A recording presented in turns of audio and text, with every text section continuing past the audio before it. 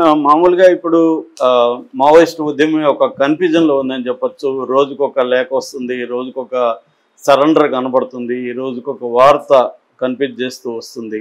ఈ నేపథ్యంలో దేవ్‌జీ అండ్ మల్లా రాజిరెడ్డి ఇద్దరు కూడా పోలీస్ కస్టడీలో ఉన్నారు 18వ తేదీ నుంచి. ఎందుకంటే 18వ తేదీ హిడ్మా ఎన్కౌంటర్ జరిగింది. హిడ్మాని చంపేశారు. అది బూటకం ఎన్కౌంటర్ అని, ఆయన పట్టుకొని కాల్చి చంపేశారని దాదాపు అందరూ కూడా కన్ఫర్మ్ చేస్తున్నారు.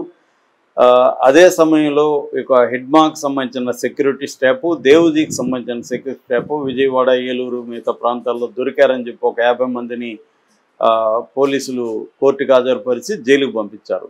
ఈ నేపథ్యంలో అసలు దేవ్‌జీని హిడ్మాని పట్టించారు, సరెండర్ కావడానికి తీసుకెళ్లాడని మాజీ ఎమ్మెల్యే ఆరోపించిన విషయం మనం చెప్పుకున్నాం.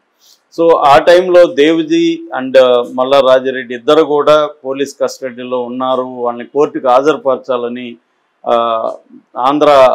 ఏపీ హైకోర్టులో గంగాధర్ అనే వ్యక్తి హెబియస్ కార్పొరేట్ పిటిషన్ వేశాడనే వార్తలు కూడా వచ్చాయి. సో ఏదేమైనా అప్పటి నుంచి దేవ్‌జీ కానీ మల్లా రాజిరెడ్డి ఆచూకైతే తెలియట్లేదు. వాళ్ళు మరి పోలీస్ కస్టడీలో ఉన్నారా, వాళ్ళని పోలీసులు చంపేశారా అనే విషయాలు అయితే బయటకైతే రాలేదు.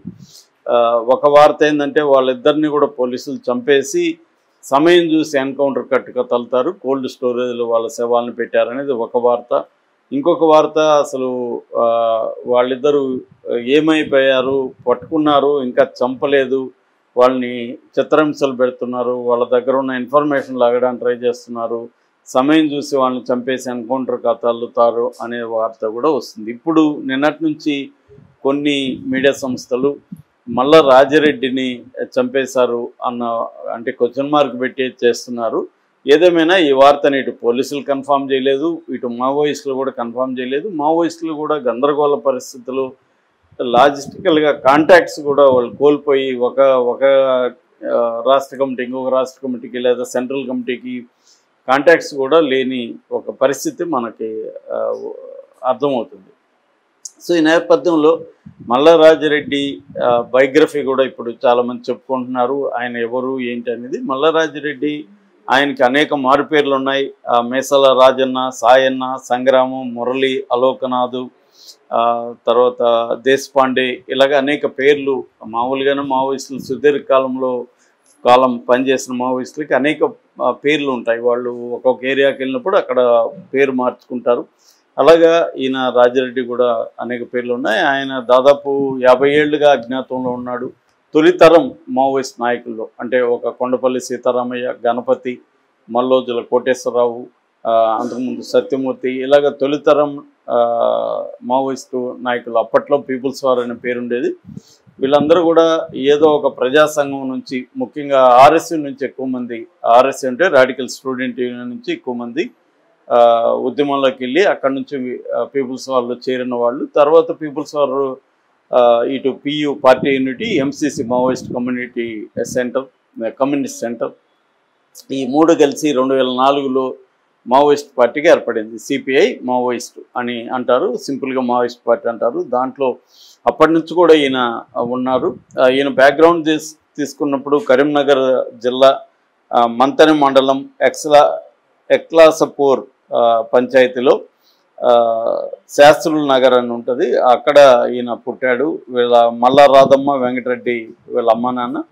ఈయన పెద్ద కొడుకు అని చెప్తున్నారు. అక్కడే మంతన్లో ఈయన ఇంటర్ చదివాడు. ఇంటర్ చదువుతున్నప్పుడే ఆర్ఎస్తో ఈయనకి పరిచయాలు వచ్చాయి. అప్పుడే ఈయన ప్రేమలో కూడా పడ్డారు. రత్నం అనే ఒక ఆమెను పెళ్లి చేసుకున్నాడు. వీళ్ళకి శ్రీలత అలియాస్ స్నేహలత అనే అమ్మాయి కూడా పుట్టింది.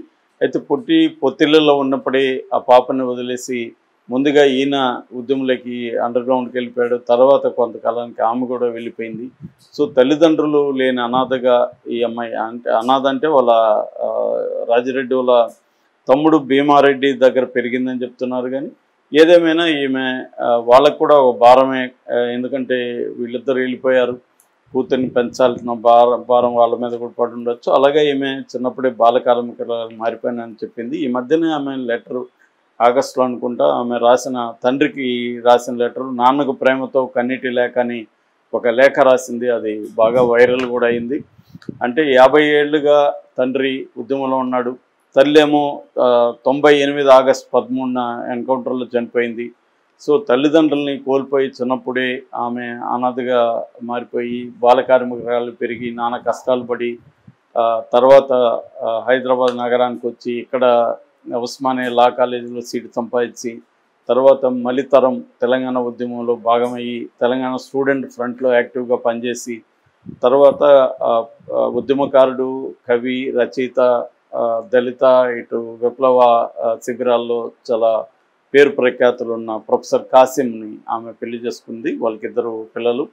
సో ఆమె అదే రాసింది. నేను ఆమె జీవితం అంతా లేఖలో రిఫ్లెక్ట్ అవుతుంది. ఎన్ని బాధలు పడ్డాను, మీరు వెళ్ళిపోయారు, మీరు వాళ్ళని ఏమీ నిందించట్లేదు ఆమె.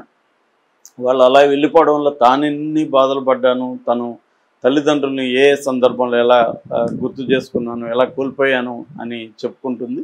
అట్లాగే ఇప్పుడు ఇద్దరు పిల్లలు కూడా తాత ఎలా ఉంటాడమ్మా అని అడుగుతున్నారు. నేను ఒకప్పుడు అలాగే నన్ను పెంచిన వాళ్ళని అడిగేదాన్ని, నాన్న ఎలా ఉంటాడు, అమ్మ ఎలా ఉంటుందని. ఇప్పుడు నా పిల్లలు అడుగుతున్నారు తాత ఎలా ఉంటాడని. వాళ్ళకి ఏం చెప్పాలో నాకు తెలియట్లేదు అని ఆమె రాసింది. దాని తర్వాత ఆమె ఫైనల్గా కోరుకున్నది క్షేమంగా ఉండాలని, తను చివరిసారైన కలవాలని. ఎందుకంటే నంబాల కేశవరావు చనిపోయినప్పుడు కూడా ఆమెకు అదే గుర్తొచ్చింది. నేను కనీసం చివరి చూపు కన్నా నేను నోచుకుంటానా లేదా అని. ఎందుకంటే తల్లి శవాన్ని కూడా ఆమె చూడలేకపోయింది. తల్లి చనిపోయిన కొంతకాలానికి మాత్రమే ఆమెకు తెలిసింది. ఒక అనాథ శవంలాగా తల్లి శవాన్ని ఎవరో కాల్చేశారు.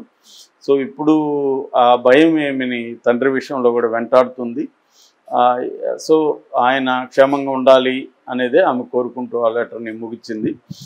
సో ఈ కాంటెక్స్ట్లో ఇప్పుడు ఆయన మిస్ అయ్యాడు అనే వార్తలు వస్తున్నాయి. గతంలో కూడా ఆయన 2007లో కేరళలో అరెస్ట్ అయ్యాడు. ఆ తర్వాత వివిధ జైళ్ళల్లో ఆయన ఉన్నాడు. చల్లపల్లి జైల్లో ఉన్నాడు ఫైనల్గా.